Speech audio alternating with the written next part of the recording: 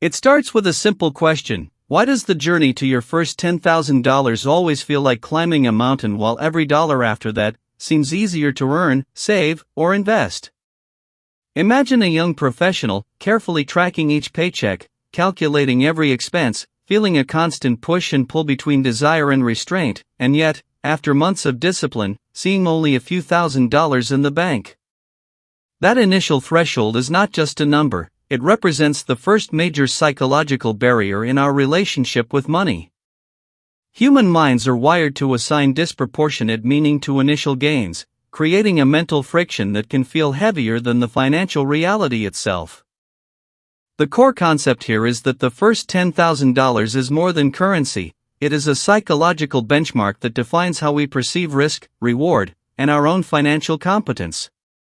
Behavioral economics shows that people experience the utility of money in a non-linear way. The first increments of savings provide immense cognitive weight because they symbolize self-control, foresight, and independence.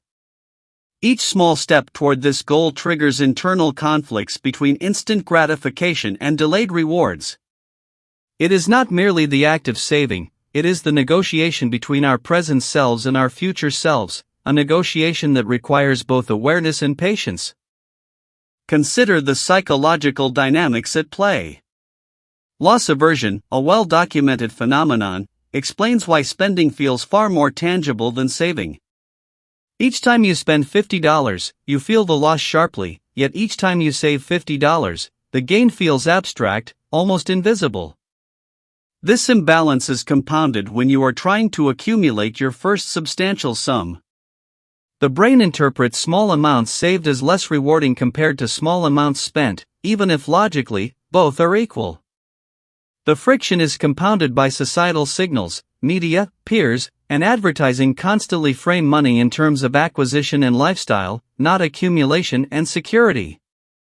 This subtle, systemic messaging can make early savings feel inadequate, even when they are the foundational steps toward long-term wealth.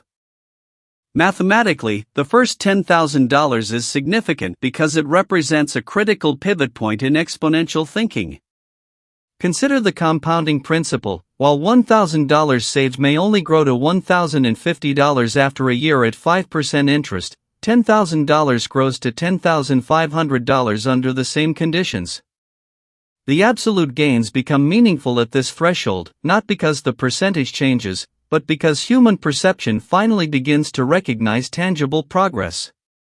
Beyond $10,000, each additional increment compounds both numerically and psychologically.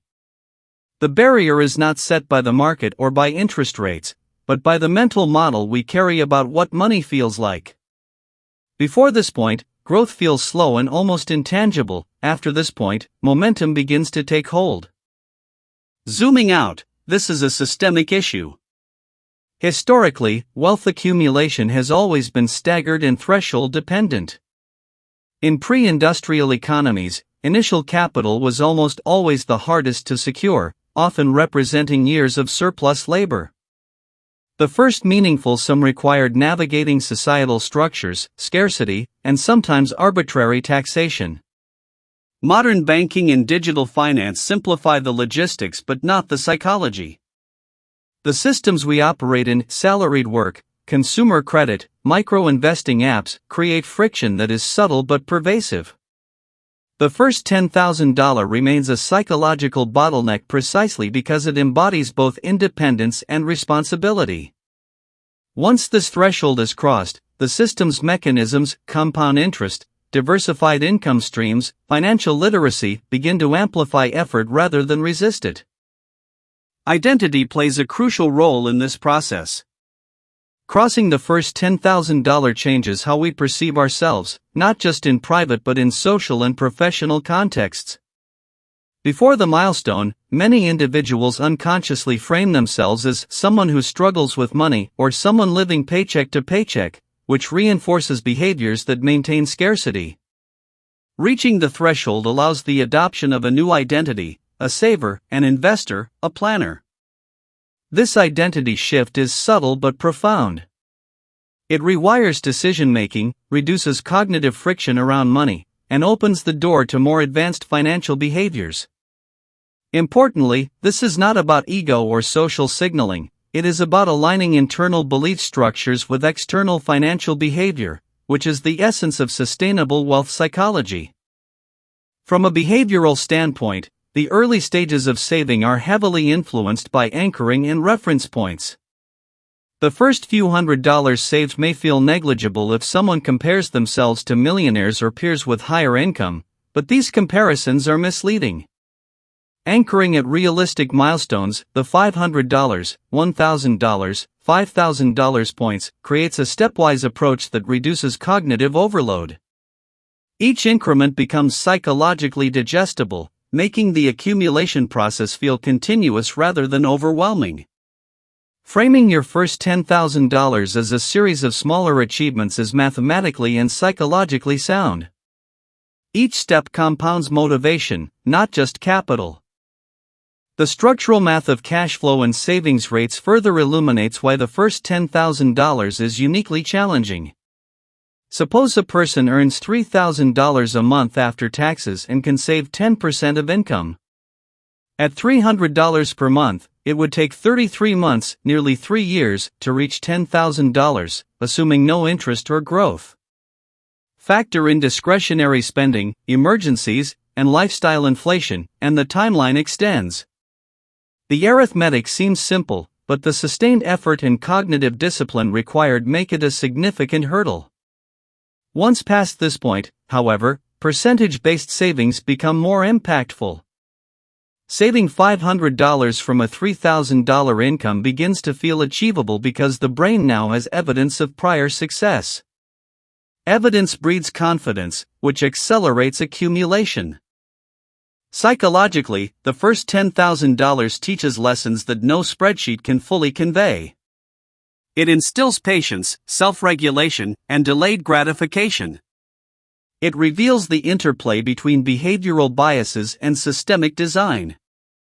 People begin to notice patterns, how small daily decisions, coffee, subscription services, micro-investments aggregate into larger outcomes. This is financial mindfulness, an awareness of how behavior shapes results, and it is fundamentally different from understanding numbers in isolation. Crossing the threshold translates abstract lessons into embodied knowledge. Another key dynamic is risk perception. Before reaching $10,000, people tend to overestimate the risks associated with financial decisions and underestimate the benefits of steady accumulation. This is a natural cognitive bias. Scarcity magnifies perceived threats. A single unexpected expense feels catastrophic when the buffer is small. As the buffer grows and approaches the $10,000 mark, the perceived risk diminishes not because the world changes, but because psychological resilience strengthens. Individuals start to make decisions that are increasingly rational, aligning behavior with long-term objectives rather than immediate pressures. On a systemic level, wealth accumulation is threshold dependent because every incremental step interacts with institutional structures, bank interest, investment minimums, credit scoring, and tax regulations. Crossing $10,000 often unlocks access to more sophisticated tools, higher yield savings accounts, brokerage accounts, and compound-friendly investment vehicles. These mechanisms further amplify the importance of the initial psychological hurdle, as the first $10,000 effectively serves as a gateway to financial systems designed to reward persistence and rational decision-making. Historically, parallels abound. During periods of high inflation or monetary transition, early accumulation was often the difference between stability and precarity. Consider post-war economies or early industrial capitalism. Initial capital accumulation required foresight, discipline, and strategic risk-taking. Individuals who successfully navigated these thresholds were better positioned to benefit from systemic shifts, demonstrating that the difficulty of the first financial milestone is both timeless and structurally embedded in economic systems. Importantly, the first $10,000 is not about absolute wealth but about functional leverage. It provides flexibility, the ability to invest, pivot careers, manage emergencies, and plan for larger goals. Psychologically, it reduces the cognitive load associated with scarcity, allowing for clearer decision-making. It converts effort into agency, and agency into further accumulation. This is why the first threshold is disproportionately challenging. The mind recognizes the latent power of the number even before tangible benefits fully manifest. In terms of behavior modification, individuals approaching this milestone benefit from both macro and micro strategies. On the micro level, automating savings, visualizing progress, and framing each increment as a meaningful gain reduces cognitive resistance. On the macro level, understanding systemic incentives, interest compounding, tax-advantaged accounts, and inflation dynamics aligns effort with structural advantages. The combination of behavioral awareness and systemic understanding makes the first $10,000 not just attainable but transformative. Finally, reaching the milestone creates a feedback loop of confidence, competence, and behavioral reinforcement.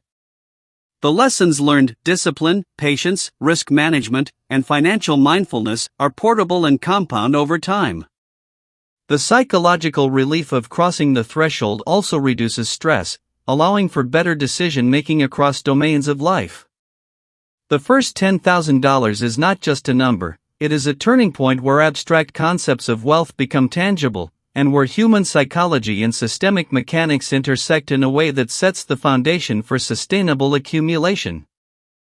In conclusion, the struggle to reach your first $10,000 is rooted in deep cognitive patterns, systemic economic structures, and the nonlinear psychology of value perception. It is difficult because it represents both a psychological and structural milestone, requiring patience, discipline, and strategic action. Beyond this point, the mechanisms of compounding, identity reinforcement, and systemic access converge to make further accumulation smoother, both mathematically and behaviorally. Understanding this threshold not as a mere financial target but as a transformative cognitive event reframes the journey from frustration to insight. The first $10,000 is not just money, it is a bridge between scarcity and capability, between reactive spending and strategic accumulation, and ultimately, between transient effort and enduring financial competence.